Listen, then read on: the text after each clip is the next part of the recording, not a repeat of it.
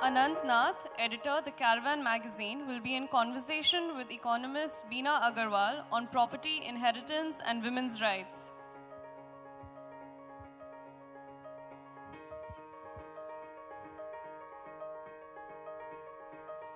Good evening. Hi. So it won't be a conversation in the regular format. What I'll do is I'll introduce Bina here, and she'll have a presentation. And after that, depending on how much time permits, we'll have a Q&A. And to introduce Bina, Bina is a professor of development economics and environment at the University of Manchester. She's extensively worked on rural economy and agriculture. And the reason, her talk will be primarily on gender rights and property. And it's something that, that might come very intuitive to many of us, that greater empowerment, greater financial empowerment is linked to access to property. But the reality on the ground is far different. Bina was part of the campaign that brought about, in fact, she initiated the campaign that brought about the change to the Hindu Succession Act in 2005. Over a period of 9 months, Bina, along with other members of civil society activists, campaigned with parliamentarians, the Law Commission, the Standing Committee of the Cabinet Standing Committee, and brought about the much-needed change in terms of succession rights within the Hindu personal law, which meant that both unmarried and married women will be equal coparceners with respect to ancestral property. And so that's essentially what will be the emphasis of her talk, and on explaining something that might come fairly naturally to most of us, but really what are the challenges on ground, what has the journey been in terms of access to property rights, what the research says, and what are the some of the challenges that we still face in terms of greater and equal access to property. So Bina, I'll let you sort of take the stage now. The podium. You know, standing up is part of empowerment, isn't it? Okay, so, you know, when I talk about, I was trained as an economist, but I work across disciplines. When I ask my economist friend, what does it mean to economically empower women? They all say, well, education, employment, and skills. But if I were to ask you, what's the difference between a rich man and a poor man, what would you say? What's the difference? Anybody?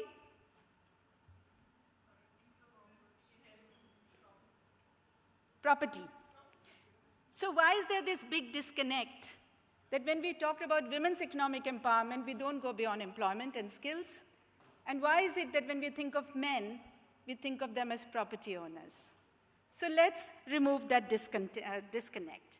And we need to understand why we need to remove it, and we need to understand how shall we remove it. So this whole issue of the struggle for women's property rights is not something that we're thinking about just today. In fact, it was one of the biggest issues that was taken up pre-independence. And these are two of the earliest organizations. No, excuse me, I can't actually see that. So just excuse me, this needs to be somewhere where I can see it so that I don't have to turn it. Okay, I've adjusted it, so I'll manage now.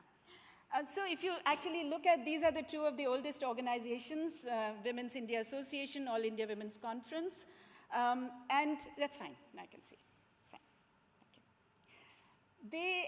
Among the issues that they took up, there were 3 issues which were primary. One was, of course, women's rights to vote and to stand for representation. The second was issues of education, but one of the most important questions that they raised was, why don't women have equal rights in property? And there's a long history to the Rao Commission and so on, which I don't want to go into. Simultaneously, we were talking about rural and urban earlier. In the rural areas, you had peasant women who were working on the land, and then you had 2 major movements, the Telangana movement and the Tebaga movement. These were peasants who were struggling to gain access to the land that they were cultivating. And in fact, at that point, the question of women's own rights to land had not even been raised. So why is it important to have command over property? Now, we think of property in many ways. We were talking about financial inclusion earlier. But that's just the tip of the iceberg. The real property is immovable property. Land, housing, for instance. And I use the word command because you can have rights in paper, but do you have effective control over property? And I argue that it's important for economic well-being, for social status and security, as well as for political voice. मैं अंग्रेजी में ही बोलूँगी, लेकिन अगर हिंदी में सवाल जवाब के समय मैं हिंदी में जवाब देने की कोशिश करूँगी, if that's okay. So, you know, although we know, you might say, yes, we know property is important, but we often don't think of how closely it's linked to a whole range of other national issues. For instance, poverty. Now we say, okay, it's a poor household, let's give it income or assets or the Employment Guarantee Act. But we don't recognize that women's risk of poverty is not the same as men's risk of poverty. And especially if you, sorry, no, okay. Marital breakdown. Now, marital breakdown is not just about divorce. It could be separation. It could be widowhood. And marital breakdown can make a woman who's even married into a rich household poor as a result of widowhood. So there's quite a lot of evidence on that. And then there's something that we, you know, technically you may call it intra-household allocations, but it's really about the inequalities within households. Who does the tasks? Who shares the resources? Who eats first? So we know that there are a large range of inequalities within households. And but yet, when you ask people, what is the household? They'll say, well, it's the heart of the heartless world. It's where we all have our emotional base. But often we find that households are actually major areas of bargaining. And so the whole question of whether women have property or not affects your ability to bargain for a better deal within households. And then family support. So we all have this myth that, you know, India is one country where we all look after the aged. And yet when I was in rural areas, I would talk to women, they would say, this bit of land I won't give to my son yet, because without property, children don't look after parents well. So again, it shows that the family is a space which is quite conflicted. It is not, of course there's cooperation, there's love, but there's also conflict. So the elderly realize this very well. And then how many of us think about, we have these figures in the previous, you know, before I came up, what proportion of people are dependent on farming. But farming is employment. But without land, how many of us can actually do farming? Otherwise, we'll be employed in somebody else's fields. But even if you are without land, you're more likely to find employment in rural areas if you have a bit of land, because the employer will assume that you have some experience. आपका तजुर्बा है, इसलिए हम आपको job देते हैं. And children's well-being. Now, you know, there's a huge amount of literature, and this will interest you, that when the woman has assets, its children's education and health is likely to be much better if the mother has assets than if the father alone has assets. Okay? Okay, so these are things that we might think about, these connections. But something that the women's movement has been taking up, especially since 1979, the most important issue. What is the most important issue that people have been talking about in the women's movement? Anybody?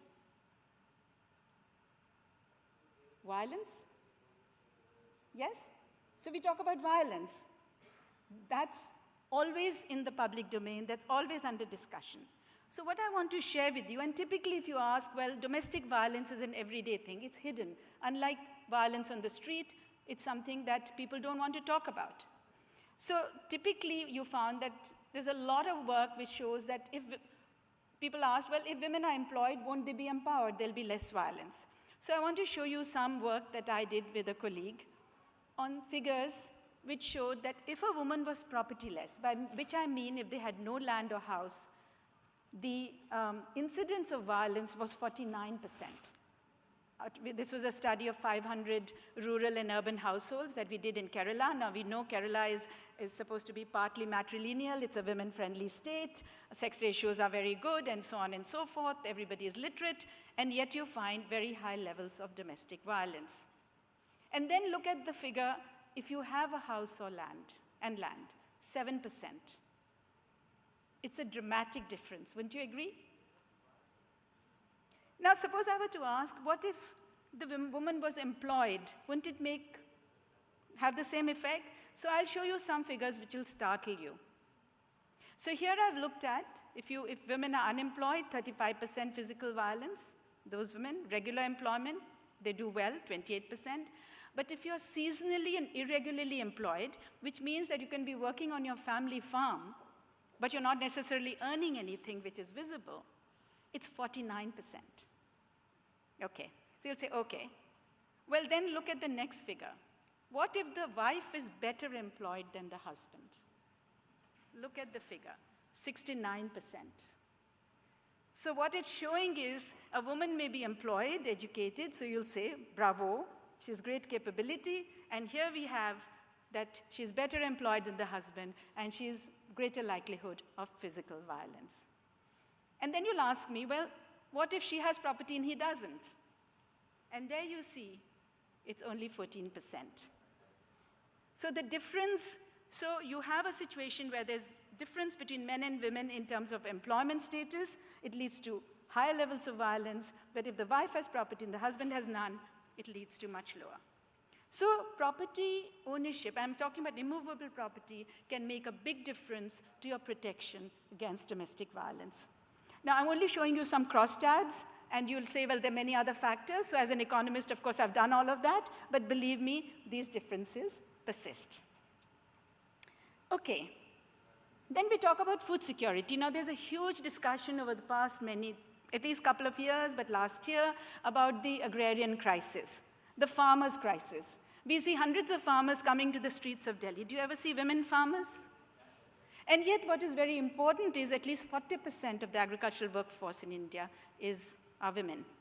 The future face of the farmer will be female. We had the example of producer companies. They've mobilized a large number of women farmers. So those are the farmers. They rarely own land, and they don't have enough access to inputs. So if very little of our agricultural land is irrigated, we got figures earlier, the land that may be with women is even less irrigated. Now, FAO, you know the Food and Agricultural Organizations of the UN, in 2011, it did a report, and it looked at a range of studies which found that if you close this gender gap between in input access and land access, you can actually increase yields by 20 to 30% in developing countries, and agricultural growth by 2.5 to 4%. Imagine what difference it will make to our overall national economic growth, rate of growth, and GDP. And then, of course, empowerment is not just about economics, it's also about self-worth. And it's about political empowerment. Now, you heard in the morning about Aruna Roy, she'd brought women panchayat health, it's about political empowerment. It would be interesting to see which women actually stand for elections. Now, this is one of my favorite quotes. It's part of the Bodh Gaya struggle in Bihar, and it was the first time, can you imagine? It's the first time when in a land struggle, women were given rights in land in 2 villages, and the men supported that. And this is what the women said. We had tongues but could not speak. We had feet but could not walk. Now that we have the land, we have the strength to speak and walk. So in the last session, a question was asked, what is the biggest obstacle? If you were to ask me, I would say the biggest obstacle is the very low level of asset ownership by women as one of the most important factors, which could then enable a lot of other things. So you say, fine, so where are you going to get land and immovable property? Well, there can be 3 sources. There's the family, inheritance. If there are unequal rights, then there is inequality there. 86% of agricultural land, by the way, is privately owned. And similarly, we don't have aggregate figures for housing, but I'm sure that's also the case. State, when the government transfers land for land reform purposes or other cases, you know, there were poverty alleviation programs in the 60s and 70s, and you gave small plots of land to the landless. And it's still happening, small pattas. Who does it go to, typically? Until recently, until the past 10 years, it typically went to the male head of household. Why did it go to the male head of household? Because the assumption is that the male head of household would share equitably and look after everybody's well-being. But if we recognize that there's conflict within the family and there's inequality, then I think we need to question that assumption. And then, of course, market. You can say, well, people can buy land, you can lease in land. You have to have the finances, and there are inequalities in that sphere. So an aspect of financial inclusion must go beyond microcredit to a much larger understanding of finances for what. Okay, so I'm going to talk a little more about family. Now, we have a very complex inheritance systems which vary by religion, by region, and type of property. And so Hindus, Muslims, Christians, and Parsis all have different inheritance laws. Now, among Hindus, it's now been amended in 2005. Among Muslims, it remains unamended. Christians and Parsis, it's pretty much equal, gender equal. And then we have a secular law if you're married under the Special Marriage Act, then the Indian succession law for interfaith marriages. And among tribal communities, it hasn't been reformed. And then what was very interesting is agricultural land has always been treated as different from other forms of property because it always has been one of the most important forms of property. And of course, by region. So even if you're talking about agricultural land, if you're a Hindu in North India, prior to the amendment, you had very different laws compared to inheritance laws for Hindus in South India. So all three factors intermingled. So what was the Hindu inheritance law in 1956? Now remember, prior to 1956, we had had some legal reforms, but they were very, very limited. 1956 was a big landmark, but it still left a lot of inequality. So they distinguished between two types of property, separate property and joint family property. Now in 1956, separate property gave equal rights to sons and daughters. So suppose one of you were an entrepreneur, or if you wrote a wonderful book, and you got royalties and so on, that was your separate property. But that could be willed away. So it was interstate. So if a man was a big author, that was his separate property if he got royalties, but he could will it away. If he didn't leave a will, it went equally to sons and daughters. But then we had a concept of joint family property, which is coparcenery property. And that was totally unequal, because only sons had rights, could be coparceners in joint family property. It was a right by birth. The moment the son was born, he automatically became a member of the coparcenery. And that could not be willed away. And of course, in terms of land, there were unequal gender rights by state. So what did the 2005 Hindu Succession Amendment Act, in which I'd participated for amending, what did it do? Particularly 5 things. Daughters today have equal rights under this act in agricultural land. Secondly, all daughters have birthrights in coparcenery joint family property. By giving them birthrights, it cannot be willed away. What it means is, if a father has separate property, father's coparcenery property can go to sons and daughters equally, or he can will it away. But in addition, the moment you're born, you become a member of the coparcenery. And that cannot be willed away. So this is a big, big difference. The third is, there was some amendment in some states prior to 2005, like Tamil Nadu, Andhra, Kerala, the southern states and Maharashtra, where they included unmarried daughters. Kerala was different, but the others included. Now this law includes all married daughters.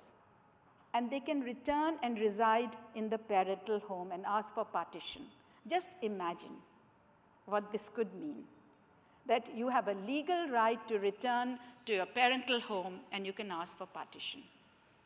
And daughters can be kartas. You know what kartas are? Somebody who can actually, kartas were usually managers of property and heads of families. Women and daughters can be kartas. And what's most important is amendments cut across states. Now, there's a lot of, I think, popular assumptions that agricultural land is a state subject.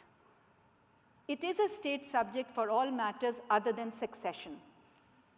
And if you read your constitution, you'll find that is the case. So this law actually amends the laws and overrides all the inequalities in every single state. That's a big move forward. Except there are some exceptions on matrilineal communities and so on. Okay, so that's the good news. Is the journey over? No, it's not over. So the Muslim women are still governed, can you imagine, by the 1937 Shariat Act. And it has a clause which says agricultural land will go according to the tenurial laws. All over South Asia, Pakistan has amended it, Bangladesh has amended it. We are still undivided prior to inheritance. Remember, 1937 was pre-independence. They have amended. 1937, we are still governed by that. And of course, there are unequal shares because that's laid down under the Sharia. The second inequality is tribal communities. We are still governed by uncodified laws, by customary laws, which are gender unequal. Now, I've put in a third thing, which is a big question. It can't be answered in a minute. How do we reform the law? So there are three kinds of possibilities. One is you go stepwise. You reform each law from within. Like I'd worked and others had worked to amend the Hindu Succession Act. We were only talking about the Hindu Succession Act. Similarly, you can say, well, let's amend first the Shariat Act, 1937, by removing the discrimination on agricultural land. Then there's a lot of talk about uniform civil code. So one can ask, uniformity of what? I've written about it last year in the Times of India, but I think it's worth looking at. All the discussion, or most of the discussion on uniformity is about marriage. We haven't talked about how do we talk about uniformity of inheritance. And the third, which I put in as the most likely way forward, according to me, which is have a gender equal secular law in keeping with the principles of the Indian Constitution. You can ask me questions on that later, okay? Okay, so you say, okay, we've got some laws, they give us rights, not equal or in every case. How do we implement them? So this is the next journey and a conquering. One is raise awareness of the law. You'll say, well, you know, whose awareness should we raise? Believe me, everybody's. Yours, mine, and everybody's.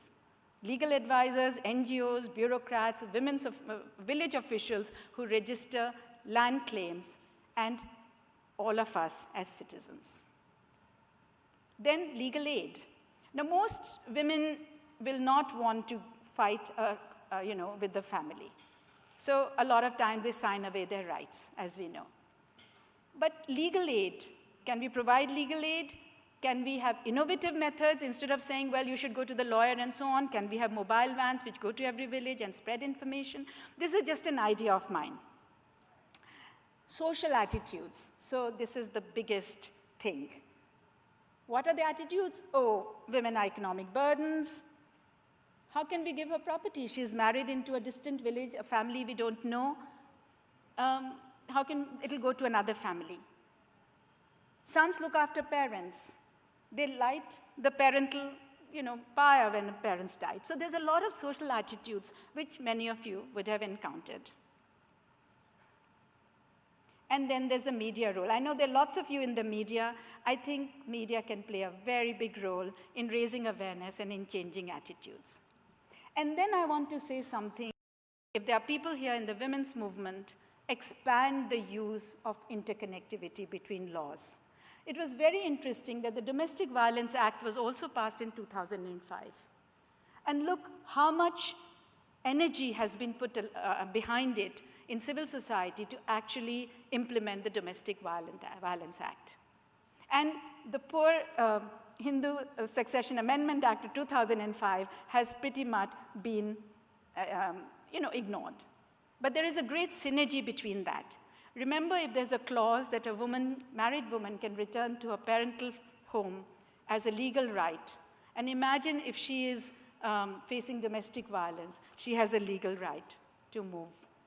So there's a possibility of synergy between the two laws, which have really not been adequately explored. Okay, so family is one. Families are difficult. There are other ways also of getting land, not in the same extent.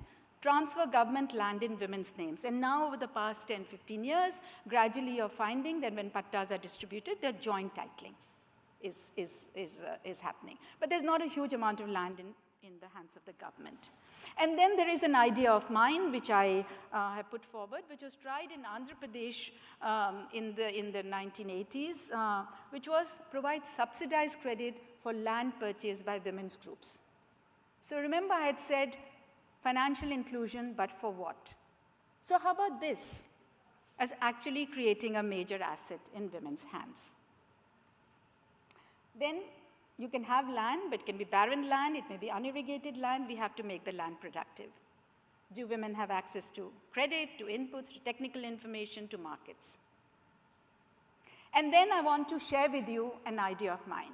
Now, I'm sure when you think about, let's get a house or let's get a flat, you think about it, will I have the money? And you think only about one person, right? But can we not change that?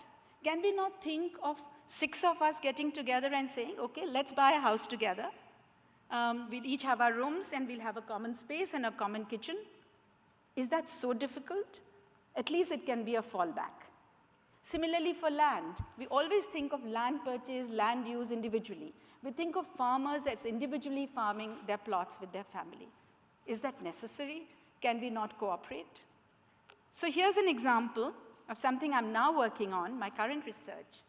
These are group farms in Kerala, where there are not 1, not 2, not 500, 62,000 women's group farms based on land leasing. So as a group, they're able to work the market. And I've been studying this over 4 years. I've looked at it in Kerala and Andhra. And what I found was that I asked the question, well, are these farmers, women's group farms, more productive than individual family farms? And in Andhra, they were not as productive, but in Kerala, I found that with the kind of support they got, they were actually outperformed individual farms in profitability and productivity. And the individual family farms were entirely male-managed. And finally, some of us are social scientists, and if you were to ask me, what proportion of women in India own land, I will start scratching my head. Because for 20 years, I've been saying, where are the data? The agricultural census, the National Sample Survey, all collect land by households or by operated holdings, not ownership. So you have to pull together information based on small surveys. On the basis of small surveys, one can say something like 10 to 15% in Northwest India, something like 19 to 20% in Southern India. It's still highly unequal. Okay, so at the end of a talk, you're supposed to ask me questions. So I thought I'll put down some questions for you as well, which you can take home and try and answer, or you can answer now. Thank you.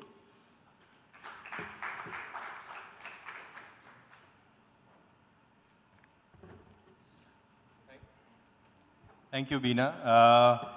Okay, we are out of time, but since there are 2 questions, we'll just take these 2 questions and then we'll wrap it up.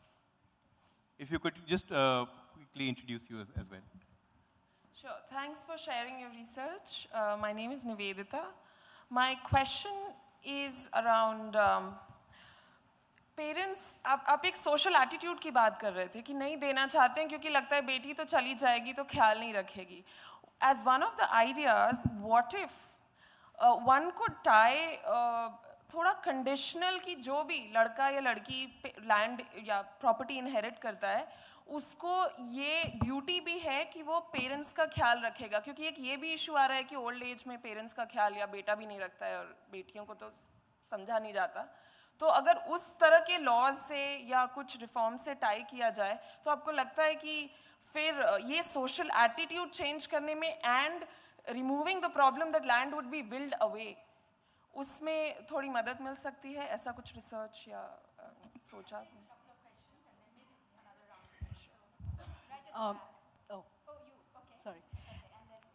Thank you, Bina, for this presentation. You focused, and your work has been on rural women. I had a question related to your research or otherwise as well. we are finding in urban areas anywhere between 25 to 60% of people living with insecure tenure. So people living in informal settlements, bastis, etc. Did you find any correlation between violence when both the man and the woman don't have secure tenure? Just a question on that. Yeah, the Kerala study actually is both rural and urban. And what was very interesting is that, of course, if neither of them have property, that's very violent ridden. It doesn't go to 69%, but still around 49, 50%. So when you control for other variables in a sort of regression, then you find that if you're really poor and down and out, there's more likely to be violence. However, if both of them own property, then it's quite low. Now, part of this could be underreporting because middle classes don't want to report. But you're talking about bastis, so where it is much more open. So having property overall, if both of them have it, or if the woman has it, I think those are the ways to go. Care can't actually be legalized. I mean, you can legalize. So what you find in the West, there's a huge amount of discussion now on the care economy. It's undercounted. Women are caregivers. You have a lot of elderly population. So the state is thinking, okay, we should recognize them and give them some income to support. But care is more than just looking after bedpans and things like that. It is about love and interaction and all of that. So, isn't it? And I think that can't be legalized. It has to do with change in attitudes. There is some work in India which shows that if you actually look at who's giving care, you find it's predominantly women. Of course, if they are living close by, daughters give a lot of care. So we have to explode this myth that sons are the ones who are providing care. Sons are expected to provide care. Are they fulfilling their expectations? This is the important thing. I think we should expect daughters, but we should also then recognize that they should have resources in order to be able to do that, right? So it should be a much broader way in which we think about families and responsibilities within families. But I think, if women have more bargaining power, they can actually negotiate for greater equality in task sharing, including caregiving. So there's a gentleman at the back. I think the last question, Bina. Okay, last round. Women must assert themselves to answer a few questions. You don't mind. 2 minutes. Okay. Is there anybody else? Has Anant kind of? Yes, okay. Quickly. Hello. Hello, good evening. My name is Iram, and I want to know how far you see the role of religion in denying women their equal inheritance laws. And also, I would like to seek your opinion that as and when we often talk about uniform civil code in India, how far you see that do we need, we have religion-based personal laws presently in our country. You have especially, I would like you to ponder more on the Muslim women issue, that is the reform within the community enough, or do we need something like a gender-just uniform civil code which can really help women to get equal property rights? Thank you. So I'll take that as a last question, if you don't mind, and then others can ask me later. Firstly, when I did a field of one's own, which I looked at South Asia, 5 countries, in 1994, what I found striking was that there was much greater cultural commonality in defining women's rights than religious contexts. So if you take a country like Sri Lanka, where 80% are Sinhala, and then you had matrilineal Muslims, and you had, you had bilateral, matrilineal Muslims and bilateral Hindus. The Tamils in Sri Lanka are bilateral. They had much more common with each other than the Hindus there had in common with Northwest India. Whereas if you look at Northwest Indian practices, and you look at the like the UP land, the UP land law or the Himachal and Punjab land law, the definition of who would inherit the land was according to very similar to the Mitaksha, and it didn't matter whether they were Muslim or Hindus or Parsis. So what was very interesting was that they were really cultural patterns rather than religious patterns, which underline that. And I have a lot of maps to show that in my book. The other question you already answered. I think I wrote this piece in Times of India last September, in which I actually addressed this question, that there are, you can go stepwise. Yes, a first step could be that you remove the discriminatory clause on agricultural land in the 1937 Shariat Act. I actually was sharing with Anand that I tried to do that in 2005 after the Hindu Succession Act was passed. I wrote in the Indian Express, and then I actually there was a petition which was signed by across the board from liberals and conservatives. Large numbers of people signed it. Shahabuddin actually wrote in the Indian Express to say, I completely support Bina Agarwal. And also the Muslim Personal Law Board. They actually wrote a letter and sent it to me, and I passed all of that to the Prime Minister at that point. But somehow the political climate had changed, and they were not, they didn't feel that they wanted to take this forward when there was, I thought there was a very good opportunity. So that's one step. However, we do know that in the Quran, you have very specifically laid down rules about who will inherit, what proportion, in which context. You know, wives, children, sons, daughters. Now that is written down. So I feel that you can only go thus far. And also the, you know, Hindu law has this peculiarity of having separate property and joint family property. So no other religious law has this concept of differences between separate and joint family property. So hence my question, uniformity of what? How are you going to deal with that? So my view is the way forward is precisely what you've mentioned, which is think of a gender-just law, which is independent of religion and really based on our rights in the Constitution. Now, whether you do it to overlay other laws or it's an option that you provide is, of course, a complex question, and all of this requires a debate. So, thank you. Thank you, Bina.